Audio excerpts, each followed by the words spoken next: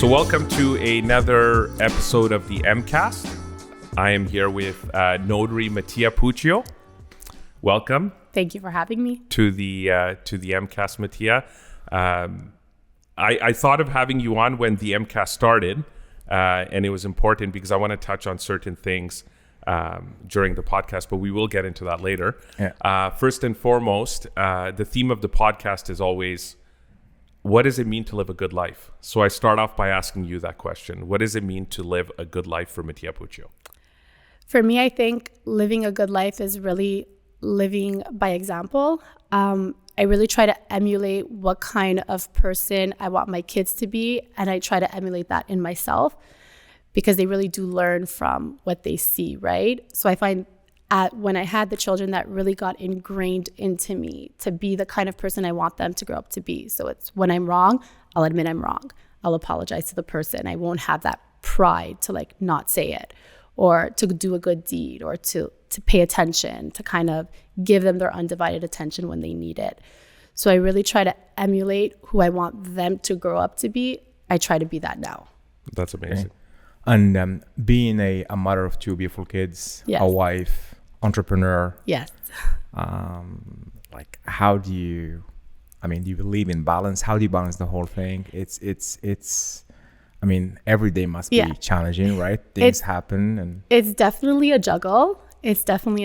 So when you are wearing a lot of hats, I think what I learned is that I need to be kind to myself, is that not necessarily you won't be perfect at every single thing, but as long as you're doing your best, then that's what matters.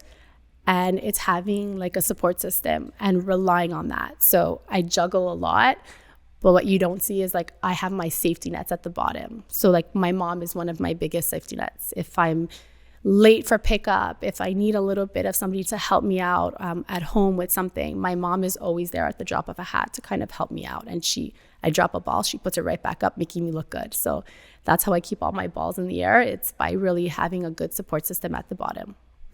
So I was actually watching a video of you both, guys. Yes. It was filmed back in 2018. Yes. You joined the business in 2000 and you became a notary in 2013. 2013, I think it was 2013. So I'm running out on 10 years. It's interesting. I first met Mattia in 2013. Yeah. It was through colleagues who were recently at Elle, Real Estate, but now are commercial brokers, and certain developments in downtown Montreal. And I had met her at a notary's office in Laval. She was a notary at the time. Yeah. And then we started working together. So we've been working together for 11 years. And this is the universe just speaking to you. This was when I was at another banner. Yeah. And then when I came on board with Elle Real Estate and Justin, I had spoken to him about like who's the in-house, photographer, who's the videographer, who do we use for inspections, like what's your network look like? And notary, he's like, there's this girl Mattia, and I'm like, I know who that is. And lo and behold, like they know each other through one of her good friends, and so on and so forth. And I was like, this is perfect. Like I am exactly where I'm meant to be, which is at Elle Real Estate, which I've been at since. And since then, we've been working together. Actually, Mattia takes care of all of my files for my clients, and she takes care of my personal business. She takes care of everything from my will for Barinder and I to all of my investment properties and refinances and stuff like that. And I remember when I met her, and then I followed up, and we met again at Tour des Canadiens. We did. We actually did another sit-down like little thing like this about new construction. And what's so funny about that is, unbeknownst to everybody, but at that interview, I was actually a couple weeks pregnant with my first child. And I remember being so sick. I was so nauseous. I'm like, I'm going to give it away. He's going to know. And here we are years later, sitting down, and my family's complete. It just feels like it's all wrapped up nice with a nice little bow. That's amazing. Yeah. One of the things I love about Elle Real Estate and obviously working with professionals like yourself, and other colleagues who are like-minded like Ali, is that even like our leadership group, like Alessa and Clay and Michelle and everyone, including Justin, everyone's around the same age group and demographic. Yeah. That's right. Yeah. So we're all gonna kind of like mature and grow together. And then when, our kids are ready to get married, and some of them will become notaries and realtors. Yeah. It's almost like we all knew each other for the last like 15, 20, 25 years. So it's really one of those places where I always feel like, I know Justin today. I know Justin's son. My son knows Justin's son. And they're going to grow up and both be teenagers one day. And I'm going to be like, yeah, my son's going to be like, my dad's known Justin uncle for like 30 years now. Oh, they're going to join the business as well? It's interesting you say that. I don't know if my kids will join the business. Oh, you never know. Yes, you never know, yeah. But I always tell my kids, I don't care what you become, you need to get your real estate license. Because even if you buy or sell a few of your properties a year of your own, it becomes worth it. It's going to become worth it, and you're going to get some good deals. So, my wife and I are both entrepreneurs. Yeah. And my kids, I see the salesmanship in both of them. Yeah. And I see the entrepreneurial side of them sometimes when they do certain things or have certain ideas. So who knows? Yeah, we're far from that. I think the entrepreneurial thing is something that's, I think you're born with it. I remember when I was a little girl and I used to play We Work as Something. That was a game my cousins and I invented where we would all pretend to like do a craft. And I never knew exactly what I was doing, but I knew that in my imaginary play, I was always like running around with papers. I was meeting people. I was like doing something that was like beyond like just like a craft. Like I was building something, which now looking back, I see that I was like imagining networking and imagining growing those relationships. And I had that entrepreneurial like feeling inside me at a little young age. I didn't know what the craft would be, but I knew that I wanted it to be something where I was like running it. So are you living the vision that you had in 2013 when you became a notary? This is exactly what you had in mind. In a sense, you're going to grow one day you're going to become a business owner, which you are. You're going to grow your firm. Again, a mother, 2 kids, you must have so many challenges out there. Definitely. I think obviously there was like a big division in my life that happened. Like pre-kids working was very different than working as soon as I had my children. So before I was able to do like the evening appointments, I was able to be like super accommodating on schedule. And obviously those priorities, they kind of shift when you have kids, right? I never took like that full maternity leave just because I worked so hard into building this business and building this practice that I didn't want to lose those contacts. Like I knew that if I would take 1 year where I completely disconnect, like those great relationships that I had forged, they might be able to forge new relationships and be able to I might lose that that closeness that we had. And I didn't want to give that up. So I found a way to kind of merge the two together and be able to make both work. But there is definitely a compromise that had to be made, right? Of course. So that was difficult. But I think what it taught me is the ability to kind of maybe disconnect a little bit. So I give my all during the day.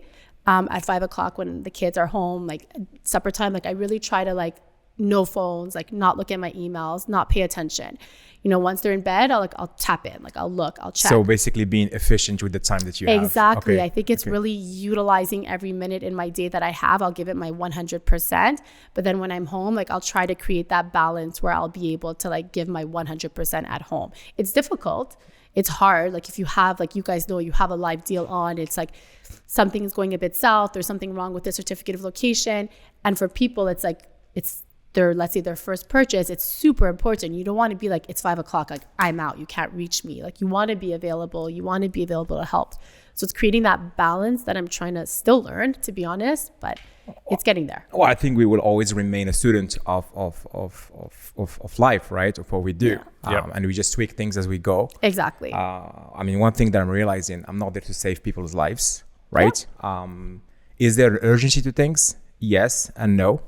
It depends how you measure it and the way, and depends how you react to it too. If you're being reactive to everything that's happening to you, well, things will not go well. You're always frazzled and stressed and angry. But I think when you operate from a level of being less stressed, yes, and prioritize what's important and delegate things that basically doesn't bring anything to the table. I think that should be the secret sauce for anyone who wants to do more, I guess. That's definitely true. Sometimes in practice, exercising those is a little bit more difficult. Of course. But when you keep going back to that backbone and keep going back to that mentality, it becomes easier because you start to believe it over and over time. That's right. So even just with the scheduling, I remember I was pregnant. I was like, how am I going to schedule? Like everyone wants the 7:00 appointments. That's what I was doing. I'm going to lose all my clientele. And then I realized that when you're just like, these are my hours, like pick between these times, like if you're assertive, like people respect that, right? So if like you have your boundaries, people learn to respect those boundaries. So with that in mind, I've definitely learned that as time has kind of like progressed. So I try to emulate that every day, but obviously sometimes you get and it works. Yeah, it really works. Work. I think we're just like delusional sometimes, thinking that, oh my God, if I say something, I'm gonna lose this person. No. Yeah. You're a professional. Don't live in fear and insecurity. That's exactly it. Yeah. And what happens is in business, you need to get to a point where you need to realize, and I use this as not motivation, but advice to younger brokers or younger entrepreneurs. I mentioned to them that it's very simple. If you have a client that doesn't agree with your time off or your time away, that's not the type of client you want. Of course. So if you're going on vacation, which I recently went on for a long time, all of my clients were so accommodating that when I got back, they were like, forget about, my listing or my purchase. How was your vacation? Do you have any photos? Tell us about it. Yeah. You want people that are going to enrich your life, right? But coming back to your support system, I want to talk a little bit more about that. You spoke about your mom. Is your mom also, was she a career woman? Was she an entrepreneur? So my mom, for a large part of my adolescence, she was a stay-at-home mom. Okay. She did go back to work and was a teacher, and she was actually my elementary school teacher. Okay. Wow, that's a podcast for another day. I got to hear about this. So then she did go back to work, but she was a stay-at-home mom for a while. And then, like I said, she went back and she went to teaching. But she really, I think my mom taught me what it was to really be a selfless mother. I know all people say that about their moms, but she's really there. She really is there at a drop of a hat. I live 2 seconds from her. My kids walk over all the time. We walk over. It's just, she's so present. And that really made me want to be the type of mother that I want to be. I want to emulate that. So for me, it's trying to do that in the best way I can. But my mom is definitely one of my biggest support systems. My husband as well. That's great. Yeah. Yeah. So you get your entrepreneurial mindset and side, I'm guessing, from your father? From my dad, yeah. Yes. My dad had he has a construction company. That's right. So he was doing that for a very long time. And on weekends, he would bring me to job sites and we would go look, and he would all the weekends he would go check up on his job sites, see where the status was. And we would go along for the ride. And it just was really nice to be a part of that and to watch that grow. I used to go to his office. I had summer jobs at his office as well. So I saw that growing up, and it was really just something that I wanted to kind of be a part of. Amazing. So one way or another, your whole life you've been in real estate. One way or another, exactly. I've always had that real estate in mind, which is when I had taken a job in a company that did a lot of leasing, and I was doing their leasing. So I was drafting their commercial leases. And I was working hand in hand with the notary at the time. And I was like, I like what he's doing. That seems interesting to me. It was never a field that I knew of too much. They don't really teach it in law school that what that profession is. So when I kind of was working hand in hand with this notary, I was like, this might be something I want to give a try. And it ended up working well for me. And how do you, being a notary, that's a business itself, but being a notary, but also running a business. And I believe you have other notaries working with you as well. So I have 4 paralegals and a notary that works as well. So it's definitely a challenge, but I love that aspect of it. I love the ability to be able to grow a practice. I love being able to make relationships, which is for me, I think the funnest part about it all. I have to say that every broker I work with has truly become a friend. I've worked with you, like I said, for many years. I'm working with you. It's just become such a good team effort, I feel. And I always say I'd rather work with brokers who I'm in line with, who we share the same beliefs and same mentality with regards to work. Because when you have that respect for one another and for other people and how they treat their craft. That's right. If you're working in a file, not all files will be perfect. Let's say a mistake happens. If you're big enough and to recognize that we're each doing our job properly, and sometimes mistakes happen. The mistakes are better managed. So the issues that come up are better managed. So it's just overall, I feel so much better to work with people that you respect and are aligned with versus just going like, and building business through authentic relationships. Yeah. It's powerful. Yes. It's powerful, and it sets you free in the long run. Yeah. Right?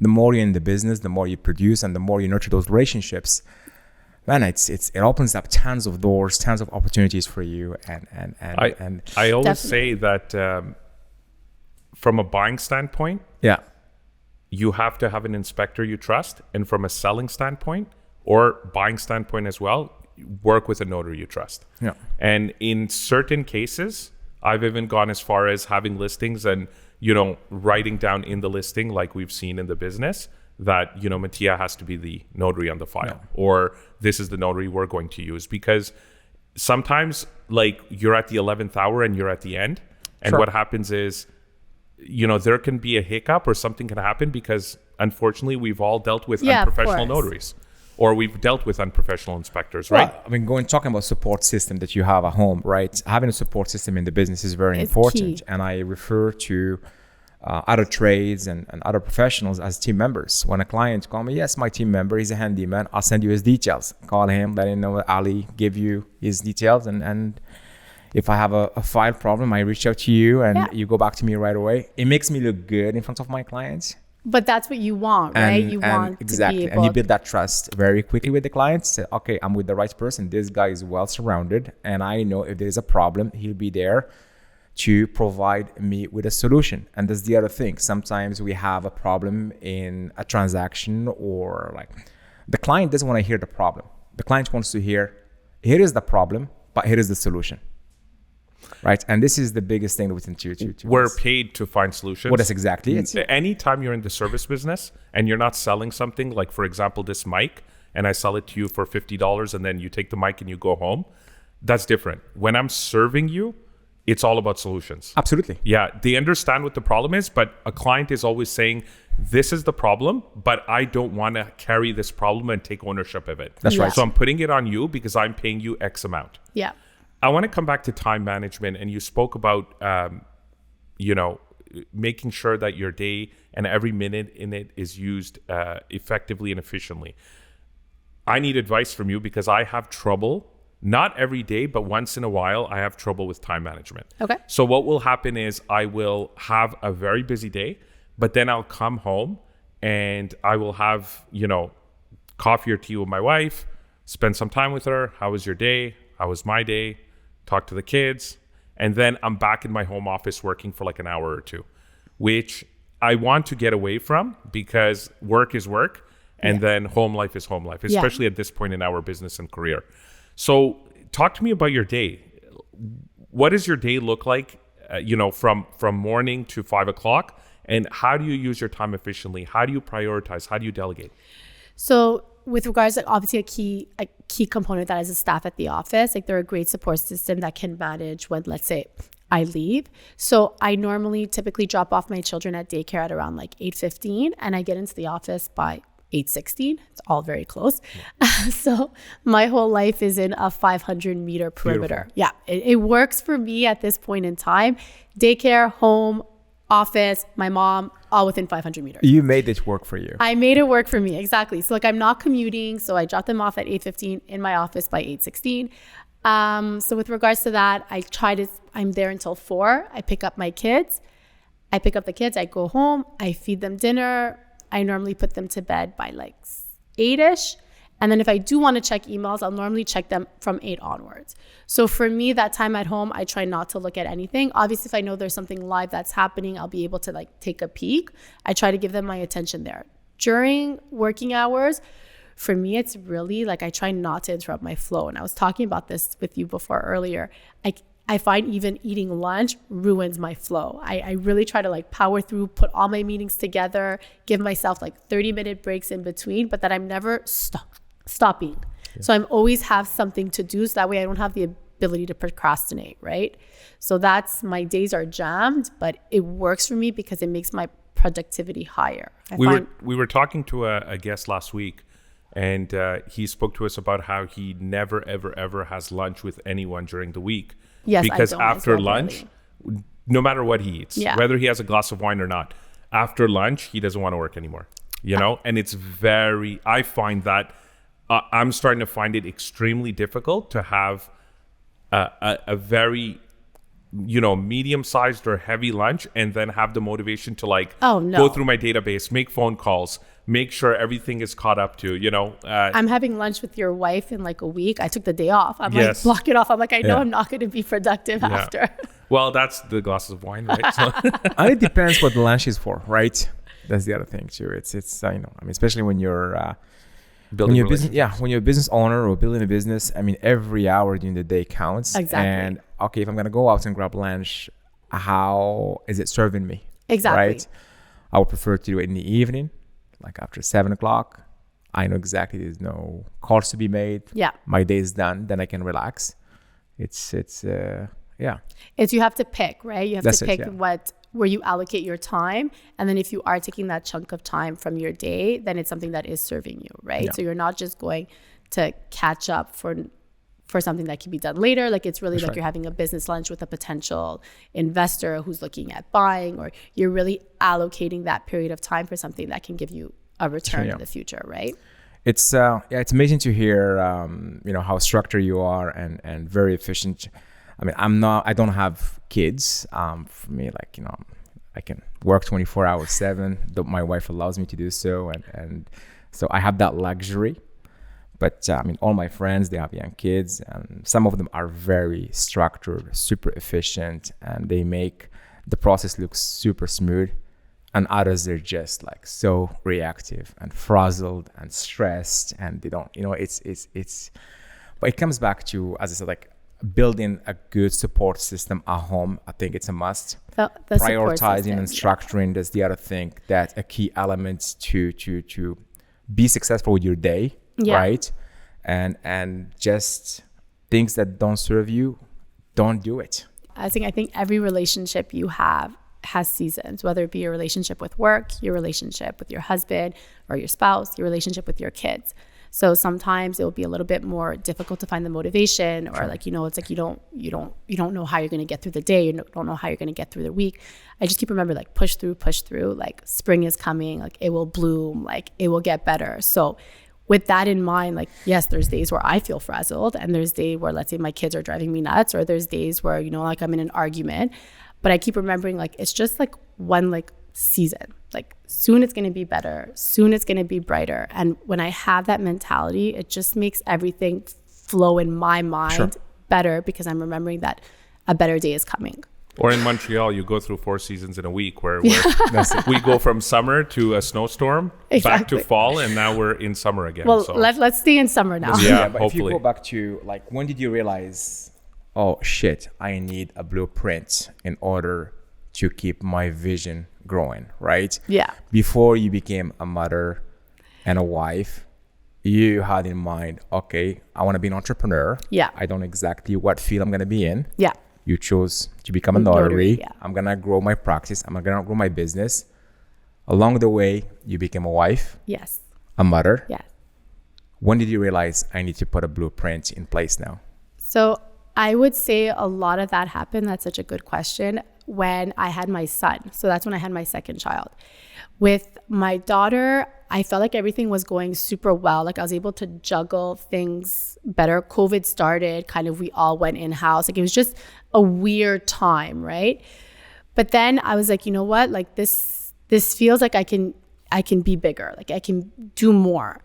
So when I had my son, I was like, you know, like, it's becoming unrealistic for me to think I can, like, bring my kids to work with me at every appointment. At that point, my daughter was coming to, like, all of my closings, like, in a stroller. Like, I was trying to juggle it all, and I realized, like, that wasn't going to work with 2 kids. Like, I was outnumbered. So when I had my son, I bought the building in where we practice now with two other notaries as well. Beautiful. So 2 other women. So we bought the building that we practice in. I started hiring more staff, and I started growing. So I kind of invested in myself. I'm like, you know what? If I want something that's more sustainable and that I'm able to manage better, I need to put my money where my mouth is. I need to invest in myself. And that's what I did. So I kind of grew, because when you do that, you have more of a support system at the office. So that's where I realized that I needed to have that blueprint started. It takes courage to do what you're doing. Yeah. So good job. Thank you. Thank you very much. You put the carriage before the horse, basically. Yeah. So I remember, first of all, to touch on this, I do remember having closings with Mattia with her baby in a stroller right next to my buyer or seller and her. Yeah. In and she either was the everywhere Point with Claire me. office or downtown. Yeah. And I do remember those days, and it's so interesting, how far you've come. And one of the things that I definitely want to touch on is a conversation I have with my wife often. As you know, my wife works in my business with me, and she's extremely busy. So she wears a lot of hats. Yeah. One of the hats she wears is that she takes care of operations. So she's like a director of operations / listing coordinator for my business. So she is the quarterback. That's what I call her. Sitting at the office, taking care of everything, making sure everyone goes where they need to be. And one of the things I respect so much about entrepreneurial women who are either career women or run their own businesses is that you wear so many hats. So I go out, I meet clients, I meet with developers, I build relationships, I produce business, I develop business. And then I come home, and more often than not, either going to the gym, watching TV, taking my son to hockey. My wife is taking care of the business. She's coming home and making sure that there's something for dinner for all three of us. Three of us meaning her plus the three of us with my two kids. And then, she's taking care of finances. She's taking care of the bills. She's making sure that the home is afloat. Yeah. And she's a homemaker. She's a businesswoman. She's helping me build my brand and wearing so many hats. And we look at that as guys. And as a guy, sometimes I take it for granted, because I think to myself, hold on a minute. Like, if I have to do one other thing that I'm doing currently, I get totally frazzled. I always say, if you want something done, give it to a mom with her hands full. That's they right. will get it 100%. Done. That's right. They will get it done. Yeah. So I think I thrive when I have a lot of things on my plate. I find, like I said, it just doesn't give me the time to procrastinate. So when I have a lot, throw it on there. I'm gonna get it done. I'm gonna find a way. I'm gonna do it. So I had that conversation with my wife yesterday. She was talking to me about certain things. So we were having an very spontaneous meeting in my home office, and I'm going over things with her. This is what's coming this week. We have to put this up next week. We have this development we're working on. And then I started saying, okay, those 3 clients, don't worry, I'll take care of this, this, and this. And she looks at me and she says, you're taking things away from me again. And I go, I understand, but you're also meal prepping today, and you're, taking my daughter to dance class, and you're doing this and you're doing that. And she says, the more I have, the better I do. Yeah, I think it's that. It's that you have something next, right? It's the running to-do list in your brain. So it's okay, I'm going to get this done, because then after I'm going to do this, and at the same time I'm going to do it's you have that list and that mathematical equation on how to get it all done. There is a saying out there, right? If you want something to be done, give it to a busy person. Yeah. Yes. They'll figure it out. Yeah, they'll figure it out. Yeah. Well, it's also when your mind is constantly working. I don't know about you guys, but when I was at the beginning of COVID, I literally felt like I was losing brain cells. Yeah. I was sitting at home, especially when real estate brokers weren't considered or deemed essential, including notaries. Everyone was at home at the beginning of COVID. Yeah. So at that point, I remember sitting at home going, I could go for a 5-kilometer jog, which is 30 minutes. And then I'm going to come home and I'm going to watch TV for 6 hours. That's not happening. So what started happening was I started working on the business rather than in the business. Yeah. So I came up with marketing ideas. I did seminars open to anyone via Zoom. Mm-hmm. So I'd say log in via Zoom. I'm going to talk to you about what to expect in the market with COVID and how I see, this playing out as far as real estate is concerned. And I had a bunch of people join these Zoom calls that were complete strangers, some of which are real estate brokers now. No. Yeah. So they were doing their course and they realized, Raymond's giving these seminars. on Zoom. So, it's just when you're not busy, you're just not effective or efficient in anything. Yeah. But I think that comes like, if we're going to be frank, the last 3 months, like let's say January to March in real estate wasn't so crazy busy, right? So I think when you have that mentality of you're going to work on the business, not like you're going to work in the business, not like actually doing it helps you, right? So you recognize like, okay, I'm going to focus on items that can like bring me something in the future. And I'm going to focus on myself, and I'm going to focus on things that necessarily I wouldn't have the time if I was super stressed in closings.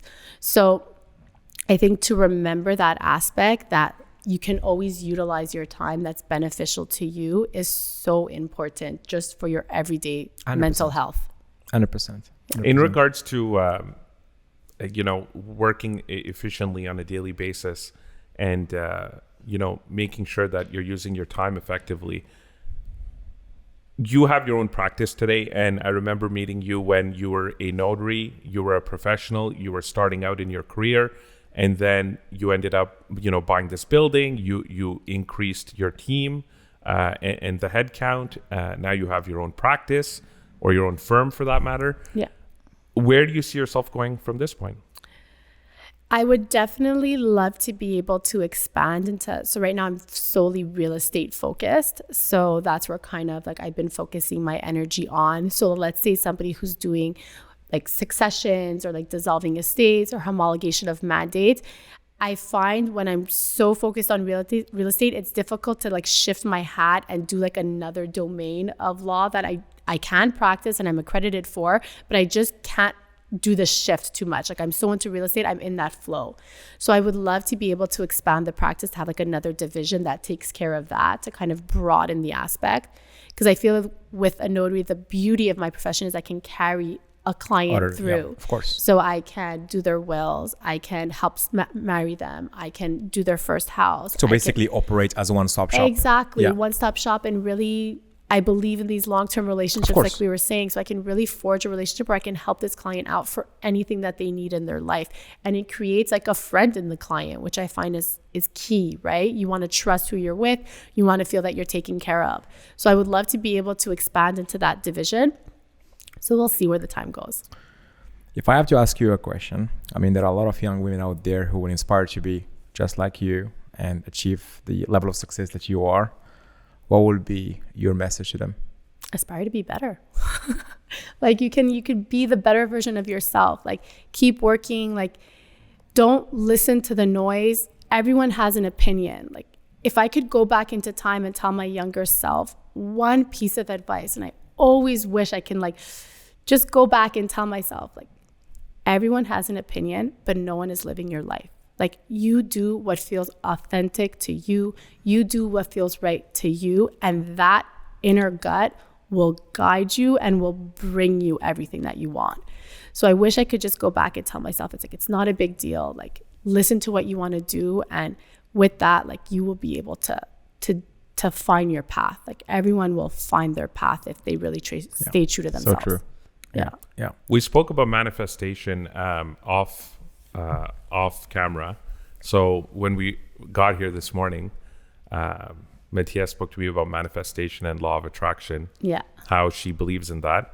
I'm a huge believer of that, because what happened was at the beginning of my career, or even when I was younger, I manifested a lot of things that became reality. One being, I remember telling my wife, when we have kids, I want them to go to downtown with me and be like, my dad sold that tower and that tower and that tower. And a lot of these new construction towers that are like 40, 50, 60 stories high, I've been a platinum broker at, or I've been a top selling broker at. I've been very fortunate for that. Coming back to manifestation and law of attraction, talk to me about that. When did you decide to implement that in your life? And how has it brought you? Give me an example of something it's brought you. So I can tell you the story of the coffee that I told you this morning, but I have a better story actually. Okay. It's a better one. Well, we have time for both stories. For both? Okay, I'll give you both. So my whole life I lived in St. Dorothy with my mom. That's where I grew up. And every day I would pass by the building that I currently have my operations in. And I always used to think it was the cutest little building when I was a little girl. I moved out of the area. I would still bring my daughter every day for my mom to babysit when she wasn't in daycare. And I would pass by it. I was just like, oh, it's so nice. Like, it's just like, it's what I would wish that I could open up a building in. Like, it's a cute office space it's like a little barn house. It looks it's beautiful. Yeah, it's really, really cute. I'm like, it's so cute. It'd be a cute space for like a notary office.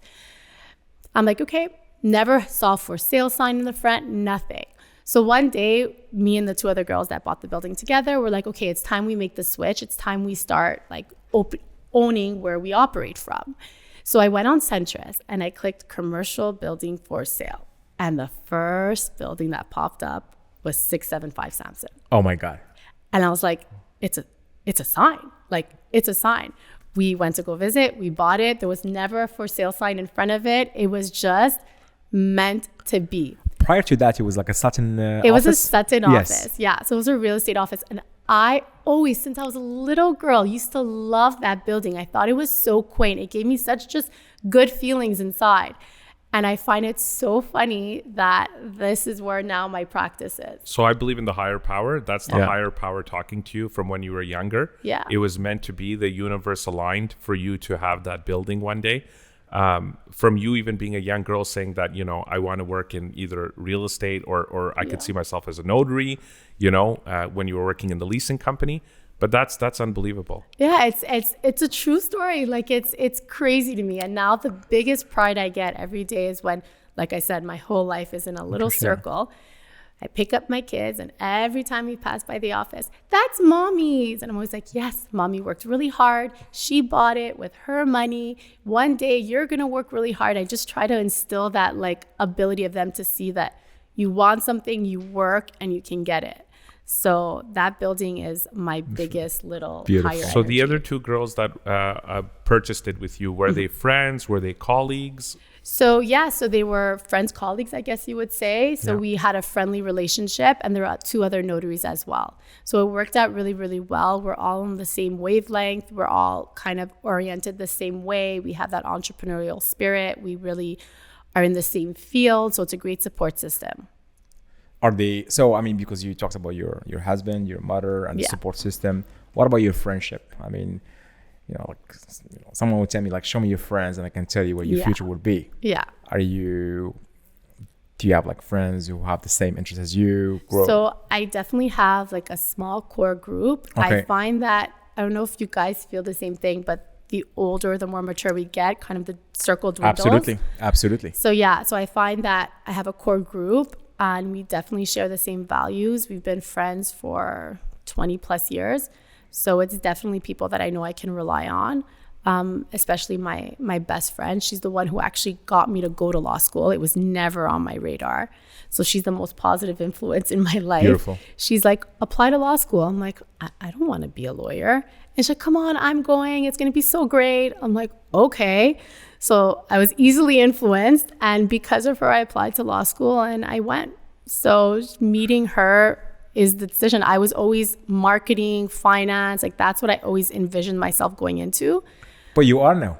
Yeah. You are. Yeah, I mean, know. Being a business owner, exactly. you are integrating those elements to your business practice, right? Exactly. It's I think friendship is so important. And I've touched on this before, like in our podcast. I think the bigger your circle, the more fake it is. Yeah. And the more drama you have. Yeah. And then the smaller your circle, the more authenticity you have, Yeah. the better your friendships are, and the more your friends will push you. I consider Ali a friend. And when I've spoken about this on past episodes, when I say or do something, he basically tells me, like, cut the bullshit. Yeah. Like, like if it's something that he tells me to do better on, case in point, I spoke to him while I was on my vacation and I'm sitting in India and I'm going through something with a client and I decided to text him. And he told me, okay, move on. But when you move on, I want you to do this, this, and this with the person. And I did it, and I ended up getting positive feedback, constructive criticism. I applied it to my business, and I came back, and it just helped me so much. Yeah. And I think that we talk about support systems. I think it's so important to have a support system with your friends as well. Definitely. Because you want friends that hold you accountable, but you also want friends to be friends. Like, they're there for the good days. Everyone's there. We've spoken about this. Everyone's there to have a glass of wine or a drink or come to a party. you need to have friends that are going to be there for the good days, the bad. My dad used to always tell me this. He'd say, people are very quick to go across the country, because I have family all over Canada. They're very quick to go across the country for a party or a wedding on a plane, but only your close family and friends would get on a plane and come to a funeral. Mm-hmm. That's right. Because, you got to be there for the good and bad, but it's so important. And, Ali and I, we're a similar mindset when it comes to that. Yeah, I think friendships are so important to have that outlet, somebody Absolutely. you can be honest with. And what I've learned is that I feel vulnerability brings vulnerability. Sure. So if you are open and honest, if let's say you're having a bad day, or like postpartum, like after, like I was finding it difficult to juggle the two with, like, I was renovating a house, I was buying this building, moving my practice. There's just so much on my plate. And I remember having like a little breakdown, and I remember being like, you know what, like, I'm just going to call my friend and like have this breakdown with her.